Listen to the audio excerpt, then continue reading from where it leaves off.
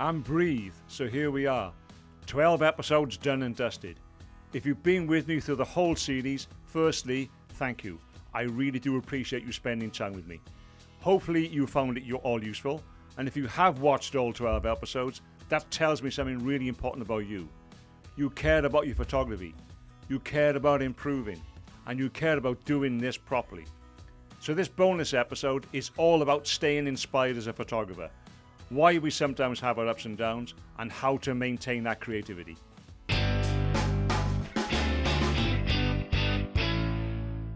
Now before we get into today's bonus episode, because you do care about your photography, let me tell you about something I think can really help you. If you'd like a safe space to continue your photography journey with like-minded people, then why not come and join us in our Photography Foundations community over on School. It's a really safe and friendly place to be. No ads, no algorithms, no traditional social media nonsense.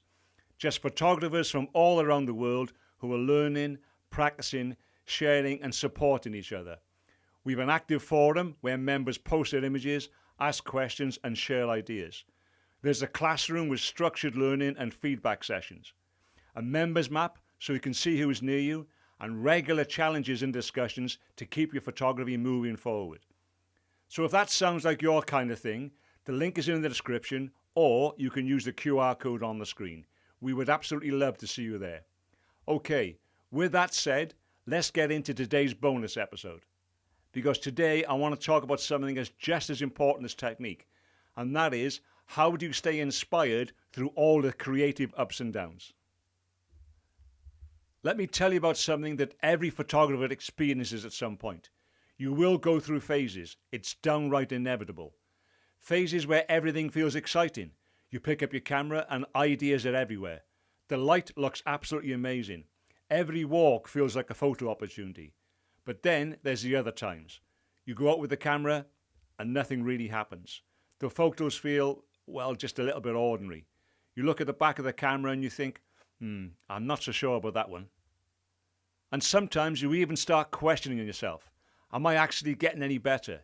Is my photography actually going anywhere? And if you have ever felt like that, there's absolutely nothing to worry about because it's completely normal. Creative growth is definitely not a straight line. It looks much more like a heart rate monitor. Ups, downs, spikes and flat spots. And those flat spots are in no way some kind of failure. They're inevitably part of the process. What's actually happening is that your brain is processing what you've been learning. You're absorbing experience. You're building judgment. You're becoming more aware of what good actually looks like. And sometimes that increased awareness makes us more critical of our own work. In fact, I'd say it's pretty much bound to. But that's not a step backwards. It's a good sign that your photographic eye is actually developing. So why does inspiration sometimes dip a little? Well, a lot of it comes down to psychology. Our brains love novelty. When you first start photography, everything is new. New camera, new settings, new ideas, and that novelty naturally creates excitement. But after a while, the basics become familiar. The camera is no longer mysterious. The locations you visit become more familiar, and your brain stops getting that little hit of novelty, that little bit of excitement. But here's the important part. The magic has not disappeared. You just need to refresh your curiosity. And great photographers do this all the time. They change location.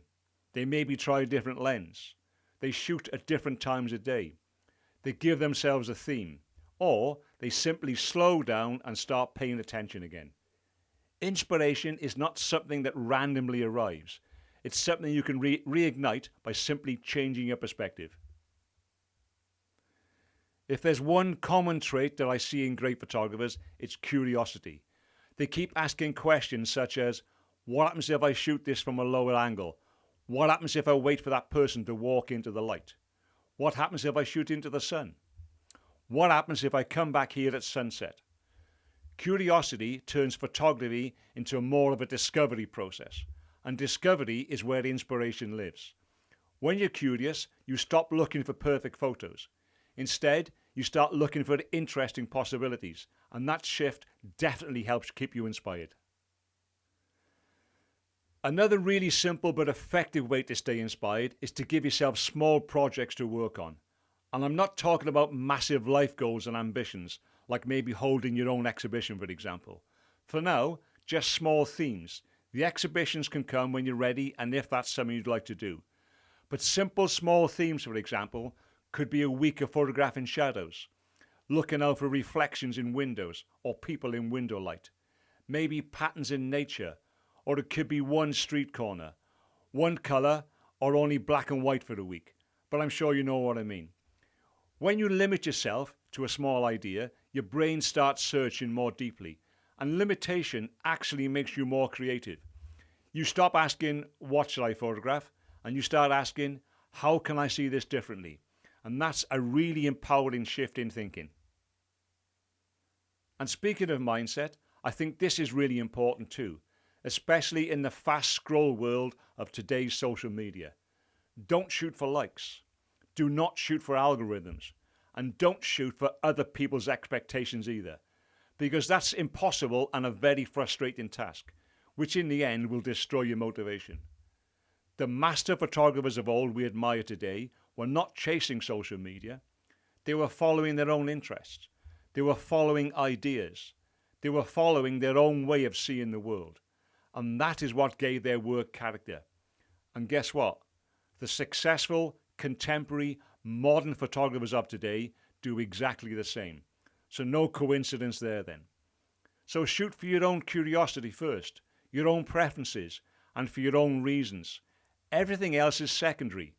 The most important thing is that you like your own work and you enjoy doing it.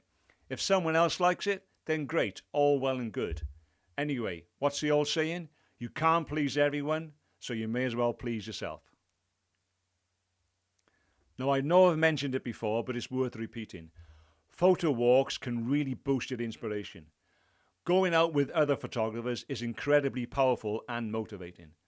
And I think it's because action comes before motivation. You don't wait to get motivated to get into action. You take action and then you get motivated, if that makes sense. On a photo walk, you get to see how other people approach a scene. You start noticing different angles.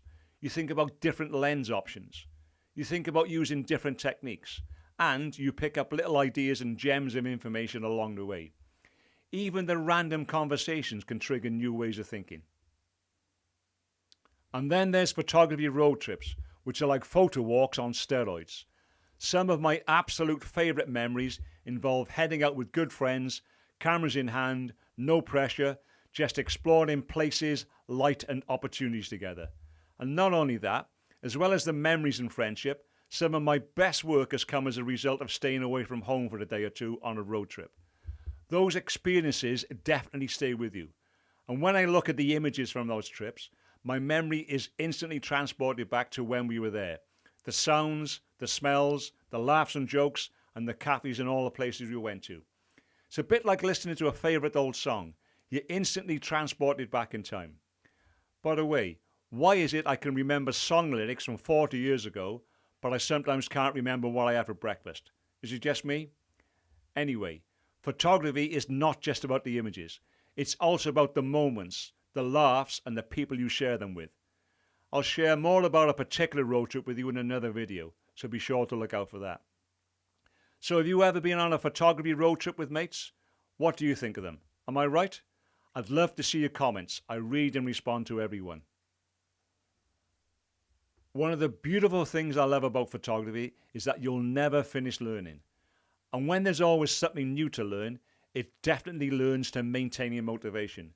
Because there's always new light, a new place, a new moment, a different genre maybe, or a new way of seeing something you've walked past 100 times before. And that's one of the real joys of this craft of ours. You do not reach a finish line. You just keep getting more and more curious, more observant, and more aware of the world around you. Photography slowly changes how you experience everyday life. You start noticing light on walls, reflections in windows, shadows stretching across pavements. You notice how evening light feels totally different to morning light. You anticipate moments before they even happen. And once that happens, the world becomes a much more interesting place. A walk stops being just a walk. It becomes a chance to see, a chance to observe, and a chance to create. And what I also love about photography is that it grows with you. Over time, your interests change. Your style evolves. You try new genres. You meet new people. You visit new places. And your photography changes as you change. So if you're early into your journey, just remember, you don't have to rush any of this because it's not a race. It's a lifelong relationship with seeing. And it's a bit like learning a musical instrument. When someone first picks up a guitar or sits down at the piano, the very first few notes can feel really awkward. The fingers don't quite know where to go. The timing feels a little bit off. But with practice, something absolutely amazing happens. The notes start to flow. The hands know where to go without thinking. And music starts to appear. There's always a new song to learn or a new one to compose. Photography is exactly the same as learning an instrument. At first, you're thinking about everything. Settings, light, composition, where to stand and all the rest of it. But over time, practice turns those decisions into instinct. And when that happens, photography stops feeling like hard work and it starts feeling like expression. I first picked up a camera 40 odd years ago, and trust me, there is always something new to keep you motivated. So if there's one idea I would love you to remember from this whole series, it's this. Practice turns curiosity into skill, skill into confidence, and confidence into your own way of seeing. And that is such a great feeling. And if you'd like a simple framework to help you build strong foundations along the way, you can download my ebook, The 3 Essential Pillars of Good Photography. It breaks down the 3 core things that make photos work: composition, focus, and exposure. The link is in the description below and totally free when you sign up my newsletter. And remember, if you would like a place to continue learning, practicing, and sharing your work with other like-minded photographers, come and join our free Photography Foundations community over on School. It's a safe, supportive space where photographers from all over the world are learning together. You'll find the link in the description, or you can use the QR code on the screen. And honestly, it would be great to see you there. So before we finish this bonus episode, let's pause for a moment and recap what we've covered. Firstly, creative ups and downs are completely normal. Creative growth is not a straight line. It looks much more like a heart rate monitor. Ups, downs, spikes, and those flat spots are very often where learning is actually happening. We also talked about why inspiration sometimes fades away. Our brains love novelty, so when things become familiar, we sometimes have to reignite that curiosity. And that's where experimentation, themes, and small projects can really help. They can give us a sense of purpose and inspiration. And we also said that curiosity is one of the most powerful traits a photographer can develop. Asking questions, trying different angles, waiting for better light, coming back to a location at a different time. That discovery mindset helps keep photography fresh. We talked about the benefits of shooting for yourself rather than for algorithms or for likes, because your photography should come from your own interest and your own way of seeing the world. And we also looked at how photo walks and road trips with other photographers can reignite motivation, give you shared experiences, shared ideas, and often a few good laughs along the way. And finally, we reminded ourselves that photography is a lifelong journey. There's always more light to notice, more moments to observe, and many more ways to see the world. So let me leave you with this. Photography is not simply about owning a camera. It's about paying attention. Paying attention to light, to moments, to stories. The camera is literally just a tool to capture your vision. You and your eye are the artist. So keep practicing, keep staying curious, and keep noticing the world around you. Because once you train yourself to see, the world never looks ordinary again. And isn't that a nice thought? So keep noticing the light, and the pictures will follow. I really hope you've enjoyed this whole series and that you've got something from it. I'd love to know in the comments. Subscribe if you haven't already. It really is appreciated. And maybe I should say follow, not subscribe. Anyway, thanks so much for watching. Take care, and I'll see you in the next one.